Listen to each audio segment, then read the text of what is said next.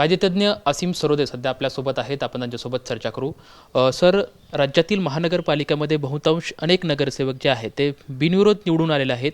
लोकशाहीसाठी हे मारक आहे. कसं बघता या सर्व गोष्टीकडे? बिनविरोध निवडणूक ही नक्कीच लोकशाहीसाठी मारक आहे, कारण की कायद्यामध्ये कुठे बिनविरोध निवडणुकीची प्रक्रिया किंवा बिनविरोध निवडणूक योग्य आहे असं काही म्हटलेलं नाही. आपण अपवादात्मक परिस्थितीमध्ये बिनविरोध निवडणुकांच्या मधून येणारे निकाल हे ग्राह्य धरलेले आहे आत्तापर्यंत, कारण की ते अपवादात्मक परिस्थितीमध्ये केवळ आपण समजून घेतलेले आहे. पण अपवाद जो आहे तो नियम करून मोठ्या प्रमाणामध्ये बिनविरोध निवडणुका आपण मान्य करायच्या अशी काही कायदेशीर तरतूद नाही. आता हे बघितलं पाहिजे आपण की 1952 पासून आता 2026 पर्यंत जेवढ्या निवडणुका लोकसभेच्या झाल्या त्या संपूर्ण निवडणुकांमध्ये या 70 वर्षामध्ये 30 ते 35 उमेदवार केवळ वेगवेगळ्या पक्षांचे हे बिनविरोध आलेले आहेत. इवन पंडित नेहरू जेव्हा उभे होते त्यांच्याविरुद्ध कोणी उभं राहायला तयार नव्हतं, तेव्हासुद्धा पुण्यातून एक थत्ते नावाचा माणूस तिथे जाऊन उभा राहिला होता निवडणुकीसाठी पंडित नेहरूंविरुद्ध. त्याच्यावर कोणी दबाव आणला नाही फॉर्म परत घे म्हणून, आणि त्यालासुद्धा काहीतरी 1,500-2,000 हजार मतं मिळाले होते. त्यामुळे लोकशाही ही अशी व्हायब्रंट स्वरूपाची असते ज्याच्यामध्ये कोणीही व्यक्ती म्हणून महत्त्वाचा नसतो, तर लोकशाही प्रक्रिया महत्त्वाची असते. आता बिनविरोध निवडणुकीमध्ये काय होते की एक पक्ष दणदणीतपणे विजय मिळवताना आपल्याला दिसतो, आणि मोठ्या प्रमाणामध्ये इच्छुक असलेले लोक जे आहे, ज्यांनी AB फॉर्म मिळाला म्हणून आकांड तांडव केलं, राग व्यक्त केला, चिडचिड व्यक्त केली, मोर्चे काढले, AB फॉर्म गिळले आणि काही जणांना मारहाण केली, असे सगळे उमेदवार अचानक इतके समजूतदार झाले 3 वाजताच्या आधी, त्या दिवशी अर्ज मागे घ्यायच्या आधी, की त्यांनी सगळ्यांनी अर्ज अत्यंत समजूतदार पद्धतीने मागे घेतले. मग ही जर परिपक्व लोकशाही बावनकुळेंना अपेक्षित असेल तर ते पैशांच्या व्यवहारावरून झाली आम्हाला कळते. महाराष्ट्रातली जनता काही मूर्ख नाही आहे. त्यामुळे सगळ्यात जास्त पैसा ज्या राजकीय पक्षाकडे असतील त्यांनी निवडणुका कशाही पद्धतीने जिंकायच्या असं जर तत्त्व प्रस्थापित होत असेल तर त्याला आपला विरोध आहे. बिनविरोध निवडणुका या अपवादात्मक परिस्थितीमध्ये एखादा उमेदवार त्याचं निधन झालं तर मग बरेचदा आपण पाहतो त्याच्या घरातल्या कोणाला तरी सगळेजण पक्ष ठरवून बिनविरोध येऊ देतात, किंवा सहानुभूती म्हणून, एक त्याला श्रद्धांजली म्हणून अशी एक मोठेपणाची भूमिका त्याच्यामध्ये असते. कधी उमेदवारचं निधन झालं म्हणून मग बाकीच्यांचं निधन झालं म्हणून ते बिनविरोध आलेले आपण पाहिलं आहे. काही वेळेस खरोखरच ते काही जण जेन्युइनली मागे घेतात अर्ज.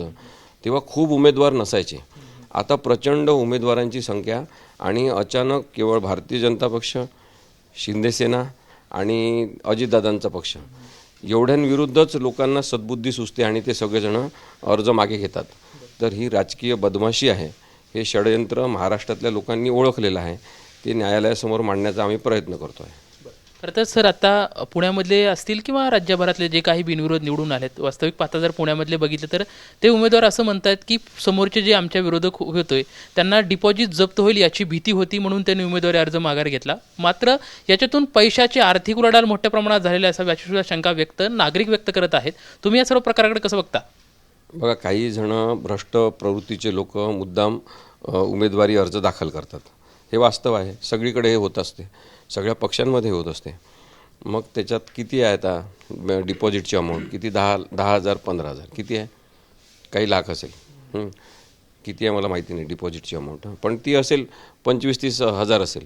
मग आता तेवढीशी अमाऊंट भरून जर कोणाला 50 लाख 1 कोटी मिळणार असतील तर ते का नाही अर्ज भरणार? ते बदमाश पण लोक भरतात, कारण की त्यांची काही मतं खाण्याची कॅपॅसिटी असते. मग जे मतं खाल्ले जाणार आहेत, वाया जाणार आहेत, त्या उमेदवारांना पटवायचं आणि मग त्यांना आपल्या झाशामध्ये घेऊन काही पैसे देऊन त्यांना उमेदवारी अर्ज मागे घ्यायला लावायचा. हे सहज शक्य आहे आणि असंच झालेलं आहे.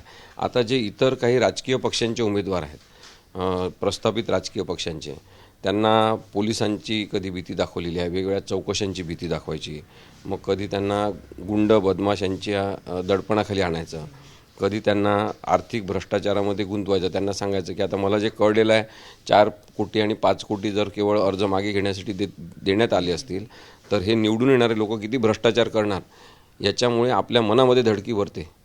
एवढं हे लुटणार आहेत सगळेजण मिळून. तर हे असं राजकारण आपल्याला अपेक्षित नाही. त्यामुळे आपण काय म्हटलं तर भारतीय राजकारण प्रस्थापित होत असताना संविधानाच्या माध्यमातून की लोकप्रतिनिधींच्या द्वारे चालवलं जाणारं राज्य.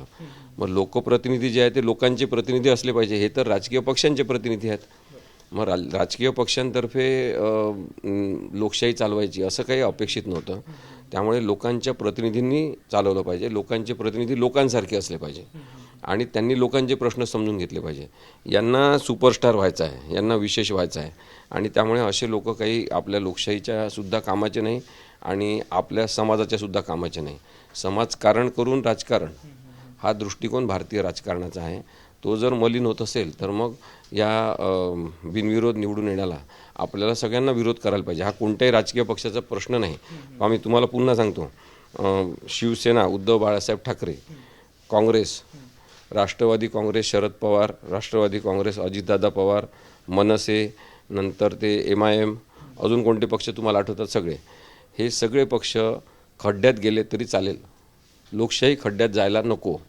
आता एखाद्या राजकीय पक्षाचा कोणताही माणूस म्हणजे विशेषतः भारतीय जनता पक्षाचा त्याला म्हणून दाखव म्हणा, फक्त तोंडाने फक्त म्हणून दाखव की भाजप खड्ड्यात गेला चालेल, लोकशाही जिवंत राहिली पाहिजे असं म्हणून दाखव. फक्त ते म्हणू शकत नाही कारण की त्यांनी काय म्हणतो त्याला आपण की भ्रष्ट चष्मा बघण्याचा लावलेला आहे आणि त्यांना लोकशाही दिसतच नाही. त्यांचं प्रेम पक्षावर आहे, त्यांचं प्रेम देवेंद्र फडणवीसवर आहे, त्यांचं प्रेम त्या नरेंद्र मोदी नावाच्या माणसावर आहे का.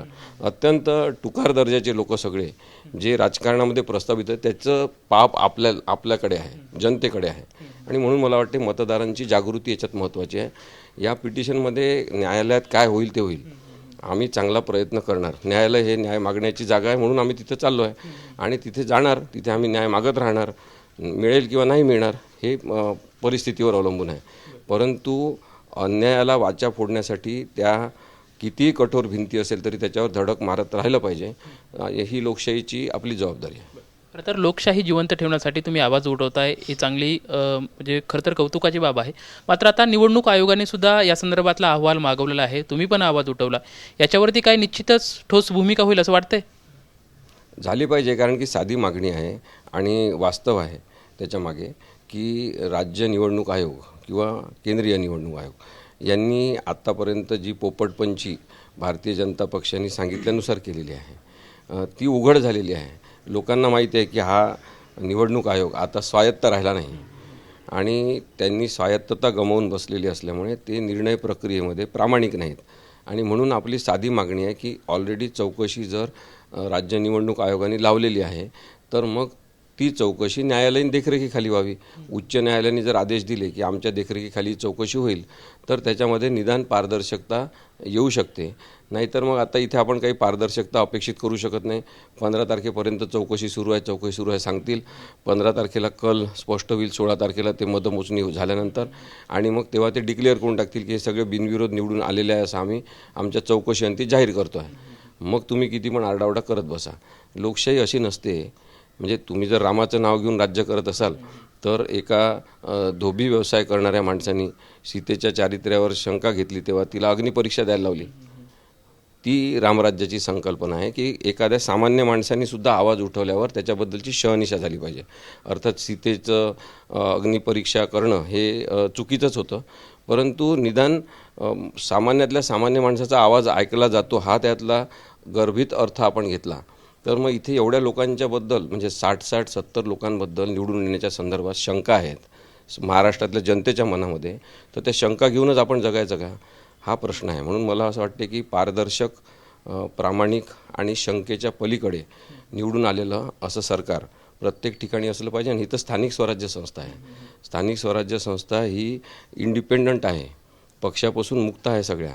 तर तशी परिस्थिती टिकली पाहिजे अशी माझी तरी इच्छा आहे. निवडणूक प्रक्रिया पार होण्याच्या पूर्वीच अनेक बिनविरोध उमेदवार निवडून येणं हे लोकशाहीसाठी मारक आहे. मात्र आपण या संदर्भात जनजागृती करून हे कुठंतरी थांबवलं पाहिजे अशी प्रतिक्रिया जी आहे ते कायदेतज्ञ असीम सरोदे यांच्याकडून आपल्याला पाहायला मिळत आहे. कॅमेरामॅन विकी चव्हाणसोबत लक्ष्मण जाधव, TV9 मराठी, पुणे.